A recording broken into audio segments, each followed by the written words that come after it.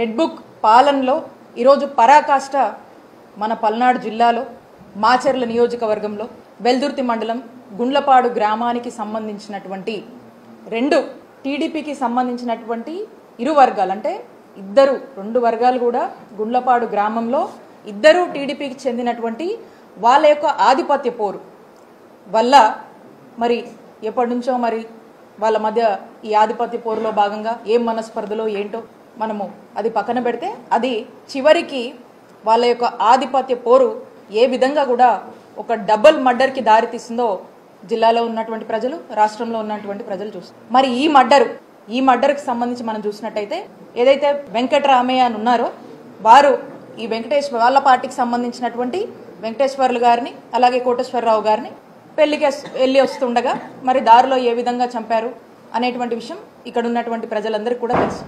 ఆ ఇన్సిడెంట్ అయినటువంటి ఎంబటే మన జిల్లాకు సంబంధించినటువంటి ఎస్పీ గారు అక్కడికి వెళ్ళి ఎక్కడైతే మర్డర్ జరిగిందో ఆ ప్లేస్కి వెళ్ళి అక్కడ ప్రిలిమినరీ ఎంక్వైరీ చేసి స్వయాన మన జిల్లా ఎస్పీ గారు ఏమని స్టేట్మెంట్ ఇచ్చారో ఇక్కడ ఉన్నటువంటి ప్రజలందరికీ కూడా తెలుసు. మళ్ళా కూడా నేను ఎస్పీ గారు చెప్పినటువంటి ఈ మాటని వారి స్టేట్మెంట్ని నేను చదివి వినిపిస్తాను. చనిపోయిన వారు మరియు చంపిన వారు ఇద్దరు టీడీపీ పార్టీకి చెందిన వారే అని చెప్పి మన జిల్లా ఎస్పీ గారు ఎంబటే ప్రిలిమినరీ ఎంక్వైరీలో అక్కడికి వెళ్ళి చెప్పడం జరిగింది. అలాగే చనిపోయిన వారికి మరియు తోట చంద్రయ్య కుటుంబానికి ఎటువంటి సంబంధం లేదని చెప్పి బంధుత్వం లేదని చెప్పి హత్య చేయడానికి గల కారణాలను పరిశీలిస్తున్నట్టుగా మన జిల్లా ఎస్పీ శ్రీనివాస్ గారు చెప్పారని స్పష్టంగా వారి యొక్క స్టేట్మెంటే నేను చెప్తా ఉన్నా. వాడి యొక్క వీడియో బయట కూడా ఉంది, మీరు చెక్ చేసుకోవచ్చు. సో స్పష్టంగా చనిపోయిన వారు మరియు చంపిన వారిద్దరు కూడా టీడీపీ పార్టీకి చెందిన వారే. అంటే ఇక్కడ అది తెలిసి వెంకటేశ్వర్లు గారు ఎవరైతే చనిపోయి ఉన్నారో తెలిసి 3 దశాబ్దాలుగా ఆ టీడీపీ పార్టీ జెండా మోసినటువంటి వ్యక్తి. అలాగే ఈ చంపినటువంటి వారు కూడా ఎప్పటి నుంచో కూడా అదే పార్టీలో మరి యాక్టివ్గా ఉండి వాళ్ళంతా కూడా మొన్న ఎలక్షన్ యాక్టివ్గా చేసినటువంటి పరిస్థితి. మరి వీళ్ళు వాళ్ళ యొక్క ఆధిపత్య పోరులో భాగంగా హత్య దాకా వెళ్ళి దీన్ని ఏ మాత్రం కూడా సంబంధం లేనటువంటి పిన్నెల్లి రామకృష్ణారెడ్డి గారికి వాళ్ళ బ్రదర్ పిన్నెల్లి వెంకటరామరెడ్డి గారిని మరి ఇందులో వాళ్ళకి సంబంధం ఉందని ఈ కేసులో వాళ్ళని చేర్చడం, వాళ్ళ పేర్లు ఎఫ్ఐఆర్లో నమోదు చేయడం అనేది ఎంత దారుణమో ఒకసారి చూడండి. మొదట్లో ఈ హత్యకు సంబంధించినటువంటి ఎంక్వైరీ కానీ ఎస్పీ గారు వెళ్ళడం కానీ వాళ్ళ ఫ్యామిలీ మెంబర్స్ కానీ అంటే ఈ చనిపోయినటువంటి వాళ్ళ ఫ్యామిలీ మెంబర్స్ కానీ అందరూ కూడా ఇది రాజకీయ కక్షల వల్లే టీడీపీలోనే వాళ్లకు ఉన్నటువంటి గొడవల్లో భాగంగానే ఈ హత్య జరిగిందని స్పష్టంగా అక్కడ ఉన్నటువంటి వాళ్ళ ఇంట్లో ఫ్యామిలీ మెంబర్స్ ఆడలతో సైతం చెప్పారు. అలాగే ఎస్పీ గారు కూడా అదే మాట చెప్పారు. ఎంబటే ఎమ్మెల్యే గారు ఎప్పుడైతే వెళ్ళారో ఎమ్మెల్యే గారు వెళ్ళి ఈ హత్యకు ఈ ఎమ్మెల్యే గారు ఎక్స్ ఎమ్మెల్యే పిన్నెల్లి రామకృష్ణారెడ్డి గారికి అలాగే వాళ్ళ బ్రదర్ పిన్నెల్లి వెంకటరామరెడ్డి గారికి సంబంధం ఉందని చెప్పి ఎప్పుడైతే మాట్లాడారో అప్పటి నుంచి ఇక ఎప్పుడైతే పొలిటికల్ ఇంటరప్షన్ ఇన్ఫ్లుయెన్స్ మొదలైందో ఇక ఈ కథంతా కూడా వీళ్లకు సంబంధించిందైనా టీడీపీకి సంబంధించినటువంటి వాళ్ళ మధ్య వచ్చినటువంటి భేదాల వల్ల జరిగినటువంటి హత్య అయినా కూడా దీన్ని పిన్నెల్లి రామకృష్ణారెడ్డి గారికి వాళ్ళ బ్రదర్కి పిన్నెల్లి బ్రదర్స్ కంటగట్టి మరి వాళ్ళని ఇందులోకి లాగడం అనేది ఒక్కసారి రెడ్ బుక్ పాలనలో ఇది పరాకాష్ట కాదా అని చెప్పి నేను అడుగుతా ఉన్నాను. ఎవరికి తెలియదు ఈ జిల్లాలో? ఈ జిల్లాలో ఎవరికి తెలియదు? మన పల్నాడులో ఎవరికి తెలీదు? వాళ్ళు టీడీపీ పార్టీ అనే విషయం అందరికీ తెలుసు. ఆ హత్య ఎందుకు జరిగిందనేటువంటి విషయం అందరికీ తెలుసు.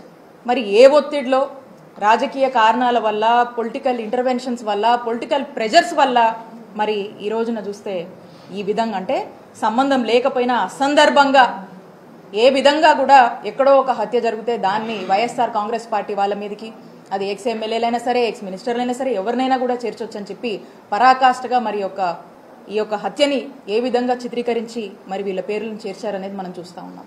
మేము డిమాండ్ చేస్తూ ఉన్నాము వైఎస్ఆర్ కాంగ్రెస్ పార్టీ తరఫున ఏదైతే పిన్నెల్లి బ్రదర్స్ని ఈ కేసులో మీరు చేర్చారో వీళ్ళని కూడా ఎఫ్ఐఆర్లో A6గా A7గా పెట్టారో తక్షణమే మీరు ఇమీడియట్గా వీళ్ళని అందులోంచి రిమూవ్ చేయాలని వైఎస్ఆర్ కాంగ్రెస్ పార్టీ డిమాండ్ చేస్తూ ఉంది.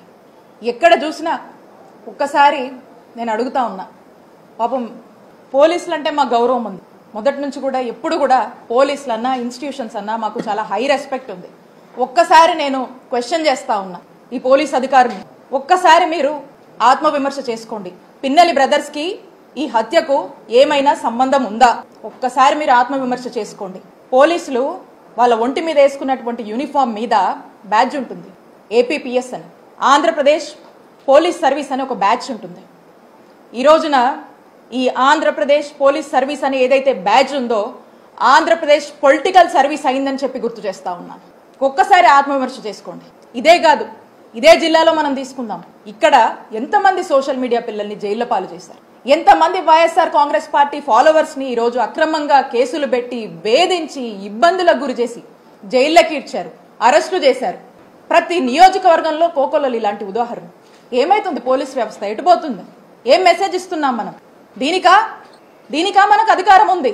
ఈరోజు చూసుకుంటే మనం చూసాము రీసెంట్గా మొన్న గుర్జాల నియోజకవర్గంలో హరికృష్ణ అనేటువంటి ఆ బీసీ అబ్బాయి ఎంత ఘోరంగా హెరాస్మెంట్ 3rd డిగ్రీ ఏ విధంగా వాడి అతను కనీసం నడవలేనటువంటి పరిస్థితిలో చూస్తూ ఉన్నాం. ఏం పాపం చేశారు? అలా ఏ నియోజకవర్గంలో మనం చూసినా కూడా ఇబ్బందులే. అంతెందుకు మన నరసరావుపేట నియోజకవర్గంలోనే గోపిరెడ్డి గారి మీద ఎన్ని అక్రమ కేసులు కట్టారు. మా చిల్లూరుపేట నియోజకవర్గంలో నన్ను ఏ విధంగా వేధించారు రీసెంట్గా కూడా మీరు చూశారు. పోలీసులు ఒక లెవెల్కి మించి వాళ్ళ మరి ఎవరి మెప్పుల కోసమో ఏంటో కానీ ఒక స్థాయికి మించి వాళ్ళ ఉద్యోగంలో ఏదైతే వాళ్ళ ఒక డిసిప్లిన్స్తో ఒక రెస్పాన్సిబిలిటీస్తో ఏదైతే కొన్ని ఓట్స్ వస్తున్నాయో అన్నీ కూడా పక్కన పెట్టి ఈ పొలిటికల్ మెప్పుల కోసము ఏ విధంగా పనిచేస్తున్నారు అనేది మనం చూస్తూ ఉన్నాం.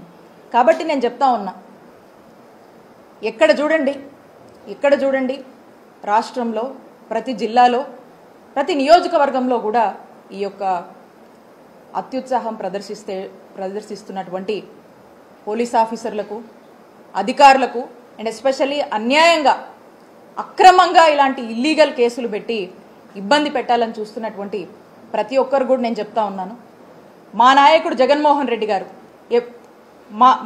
మా జగనన్న ప్రభుత్వంలో ఏదైతే అంబేద్కర్ గారు రాజ్యాంగం ఇచ్చినటువంటి స్ఫూర్తితో చక్కగా ఇలాంటి ఏ రాజకీయ కక్షలు లేకుండా ఇలాంటి ఒక కక్ష పాలన అనేది పక్కన పెట్టి పార్టీలు కూడా చూడకుండా చక్కటి ప్రజాసేవ, ప్రజలందరూ అన్ని వర్గాల వాళ్ళు మెచ్చేటువంటి ఒక ప్రజాపాలన, ప్రజాసేవని, ఒక గుడ్ గవర్నెన్స్ ఇచ్చినటువంటి నాయకత్వం జగన్మోహన్ రెడ్డి గారు వహించారు ఈ రాష్ట్రంలో.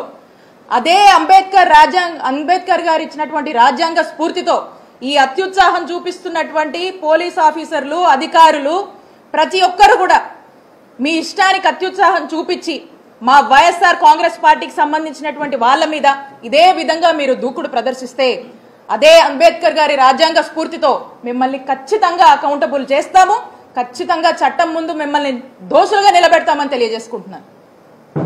ఎల్లకాలం ఇదే ప్రభుత్వం శాశ్వతం కాదు, శాశ్వతం కాదు.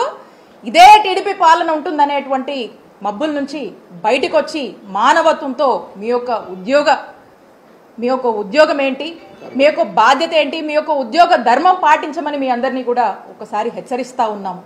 కాబట్టి స్పష్టంగా చెప్తా ఉన్నాము, ఏదైతే పిన్నెల్లి బ్రదర్స్ని వాంటెడ్గా ఫస్ట్లో ఉన్నటువంటి జెన్యూనిటీ, ఫస్ట్లో ఉన్నటువంటి ట్రాన్స్పరెన్సీ అనేది పొలిటికల్ ఇన్ఫ్లుయెన్సెస్ ఇన్వాల్వ్ అయిన తర్వాత ఏదైతే ఒక ట్రాక్ తప్పించి మీరు వీళ్ళని కూడా ఇందులో ఇన్వాల్వ్ చేశారో దాన్ని ఇమీడియట్గా కూడా వాళ్ళని ఇందులోంచి ఇమీడియట్గా కూడా వీళ్ళని రిమూవ్ చేయాలని వైఎస్ఆర్ కాంగ్రెస్ పార్టీ బలంగా డిమాండ్ చేస్తుంది. దీనికోసం మేము ఎంత పెద్ద ఎత్తునైనా పోరాటం చేస్తాము, దీనికోసం ఎక్కడి వరకైనా కూడా వెళ్ళి మేము లీగల్గా పోరాటం చేస్తామని స్పష్టం చేస్తా ఉన్నాను. అలాగే మనం చూస్తూ ఉన్నాము, కాకాని గోవర్ధన్ రెడ్డి గారు ఇల్లీగల్ కేసు పెట్టి ఆయన ఎప్పటి నుంచో కూడా ఆయన ఉన్నారు, పాలిటిక్స్లో ఉన్నారు, ఆయన ఒక ఎక్స్ మినిస్టర్గా పనిచేశారు. ఇలాంటి ఇల్లీగల్ కేసులు పెట్టి ఆయన్ని ఏ విధంగా అరెస్ట్ చేశారు? అయితే ఖచ్చితంగా మీరు ఎవ్వరిని వదలట్లేదు. ఈ రెడ్ బుక్ రాజ్యమేలుతుందనేటువంటి విషయం మీరు దీన్ని పరాకాష్ఠకు దానికి మించి ఇంకేదన్నా ఉంటే కూడా చెప్పొచ్చు, అలా మీరు చూపిస్తా ఉన్నారు. కానీ ఇవన్నీ కూడా ప్రజలందరూ కూడా గమనిస్తూ ఉన్నారు. ఈ రోజున ఆంధ్రప్రదేశ్ రాష్ట్రం గురించి మనం మాట్లాడాల్సి వస్తే జగనన్న హయాంలో గుడ్ గవర్నెన్స్ అన్నాము. ఈ రోజున ఆంధ్రప్రదేశ్ రాష్ట్రం గురించి ఆలోచిస్తే ఎవరైనా కూడా ఇదొక హరాస్మెంట్ గవర్నెన్స్ అని చెప్పి పిలుస్తున్నటువంటి పరిస్థితి. ఈ పరిస్థితులు చూసి ఎక్కడి నుంచి వస్తారు? ఎక్కడి నుంచి? ఇన్వెస్టర్స్ కానీ, ఇండస్ట్రియలిస్ట్ కానీ ఏవేవో చెప్తున్నారు కదా, ఇవన్నీ ఎలా అవుతాయి? ఈ పాలన మారినప్పుడు, ప్రజల సంక్షేమం గురించి మీరు ఆలోచించినప్పుడు, ఒక చక్కటి ప్రజాపాలన పారదర్శకంగా ఇవన్నీ డిస్పారిటీస్, ఈ బయాస్డ్ మేనర్స్ ఇవన్నీ మానుకున్నప్పుడే ఈ యొక్క చక్కటి పాలన అనేది ఎవరైనా కూడా అందించగలుగుతారు. కాబట్టి మీకు ఆ ఉద్దేశం లేదు, మీకు ఆ ఆలోచన లేదు, కేవలం ఒక బయాస్డ్గా పాలన నడుస్తూ ఉంది. ఖచ్చితంగా ప్రజలు అన్ని గమనిస్తున్నారు, ఖచ్చితంగా ప్రజలు బుద్ధి చెప్తారు. అలానే ఏదైతే ఇదే కాదు కోకొల్లలుగా ఉన్నాయి, నంబర్ ఆఫ్ ఎగ్జాంపుల్స్ ఉన్నాయి. ఈ ఎగ్జాంపుల్స్ అన్నీ కూడా ఇవన్నీ ప్రజలు ఏమీ మర్చిపోవట్లే, ప్రజలు అన్నీ గుర్తుపెట్టుకుంటున్నారు, కానీ సమయం కోసం వెయిట్ చేస్తూ ఉన్నారు. కాబట్టి మేము వైఎస్ఆర్ కాంగ్రెస్ పార్టీ ఏదైనా ఇలాంటి ఇష్యూస్ వచ్చినా దేనికైనా కూడా మా నిజాయితీయే మా నమ్మకం, మా నాయకుడు సిద్ధాంతమే, మా పార్టీయే, మాకున్నటువంటి మా కార్యకర్తల కమిట్మెంటే ఈరోజు మా అందరికి కూడా మమ్మల్ని ఇంకా కూడా నిలబెడుతుంది. మేము ఇంకా ధైర్యంగా అడుగేస్తాము. మీరు ఇలాంటివి ఎన్ని పెట్టుకున్నా, ఎన్నిట్లో మమ్మల్ని ఏం చేయాలని చూసినా ప్రధానికి వన్ డే మీ అంతా కూడా you are all answerable, you are all accountable. ఖచ్చితంగా కూడా ఒక సమయం వచ్చినప్పుడు దీనికి మీరు సమాధానం చెప్పుకునేటువంటి రోజులు వస్తాయి. ఖచ్చితంగా తెస్తాము. ఎక్కడా కూడా మా పోరాటం ఆపమని చెప్పి స్పష్టంగా మీ అందరికీ కూడా తెలియజేస్తా ఉన్నాం.